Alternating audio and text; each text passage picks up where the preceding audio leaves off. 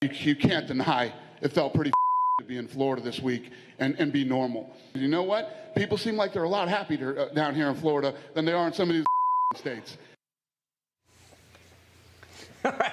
Well, that was very colorful. That was the UFC president, Dana White, earlier this week about Florida's newfound popularity.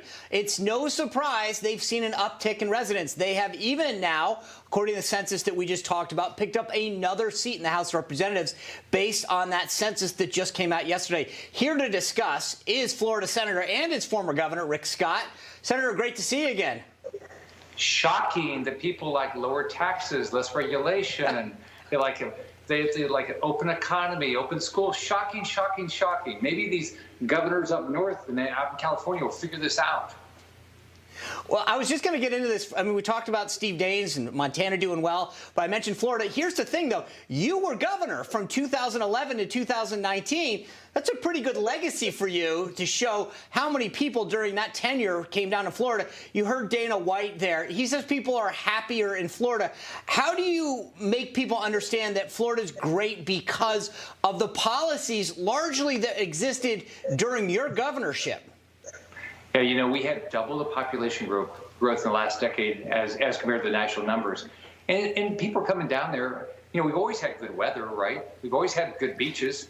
So they came down there because, gosh, people want to keep more of their own money. So they want lower taxes. They're sick and tired of Cuomo and Newsom and Pritzker, what they're doing with regard to taxes and regulation and attitude. So they want lower taxes, less regulation. They want job opportunities. They want to build a business. They want to have a life. They don't need government to tell them how to lead their life. So that's what I tried to do as governor. Number one when I left in higher education in the country, in the top 5 or so in K-12 education, 47-year low crime rate. Those are the things people care about: jobs, education, and they want to be safe. And that's why they're coming in droves to our great state. Senator, as Sean mentioned, Florida picked up an additional congressional seat in the census. But what is the practical and the political impact of that additional seat? Well, it's clearly going to help Kevin McCarthy become the majority leader.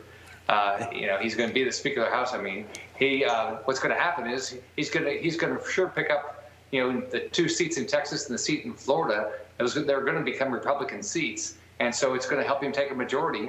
And my job as chair of the National Republican Senatorial Committee, we're working hard to make sure we get the majority back, which we will. But it's helpful if he does well. If he does well, he's going to help make sure we win our Senate races.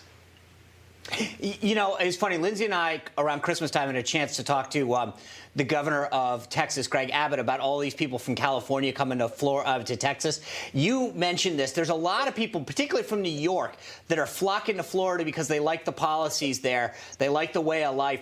Are you concerned, though, about the political impact that a lot of these New Yorkers may have, politically speaking, on how Florida is represented? No, the truth is, who's coming? Who's coming is the people that want lower taxes and less regulation, and you know, and want good schools. The people that are staying, I feel sorry for them because they're stuck with Cuomo. I mean, I got elected when Cuomo did back in 2010. He doesn't know a tax he can't raise. He doesn't know regulation he doesn't enjoy. He doesn't know a budget that he doesn't want to increase, and he's never lived within his means.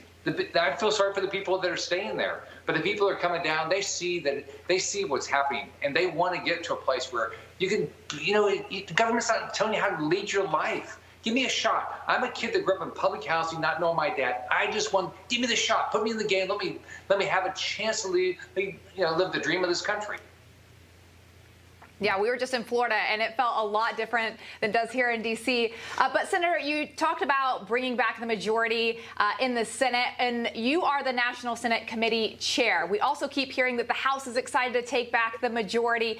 Your job is to do that, to get the Senate back in Republican majority. But the Democrats did just pass this bill in the House to get D.C. statehoods, which moves to the Senate now. So where does that stand right now? When will it be voted on? And are you concerned at all that if it is voted on, you know, the goal of that is to pick up 2 Democratic Senate seats, that it will prevent you from taking back majority? Well, you know, if you look at what the Democrats are doing, it's all about a power grab. Whether it's D.C. statehood to try to pick up 2 more Democrat senators, whether it's getting rid of the filibuster, whether it's you know, H.R. 1 on the election bill, it's all about power, power, power. But you know what? You know who's going to help us make sure we win in 22? Joe Biden. I mean, look at it. What's he want? Higher taxes. What's he want? Open border. That's a crisis. He doesn't want our schools open. He wants men to play in women's sports. He just needs to keep talking.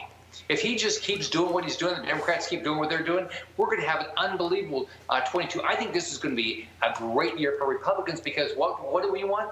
We want you to have the chance to live your dream. You don't need more government. I love my mom. I hate my mom telling me what to do. It's the same with government. We don't need government to tell us more rules. I mean, we're sick of their taxes. And by the way, why do taxes have to constantly go up? Democrats don't know a tax they don't want to increase. They're not worried about. We're close to $30 trillion worth of debt. $30 trillion. Inflation is happening. Look at gas prices. Look at food prices. The Democrats, that's never going to happen. We can spend whatever we want. Nothing will ever happen here. It's happening. So if the Joe Biden and the Democrats just keep doing all the things they're doing, we're going to have that. We're going to take back the House. We're going to take back the Senate, and we're going to take back the presidency in 24. Well, now I'm fired up, Senator. You got me going. I mean, Florida got a seat, Montana got a seat, and that got me going. I appreciate you being here. Congratulations on a very job well done as governor. The results speak for themselves, and hopefully you continue the fight in the Senate to keep making sure that we pick up that Republican Senate majority. We're going to. All right, have a good night. I like that. Hey, I'm Rob Finnerty. Thanks for watching. If you enjoyed this video, please join the conversation in the comments below. Don't forget to subscribe, too. Hit the bell icon to be alerted to breaking news. And remember, there's a whole lot more on Newsmax TV, America's fastest growing cable news network. Newsmax TV, where real news for real people.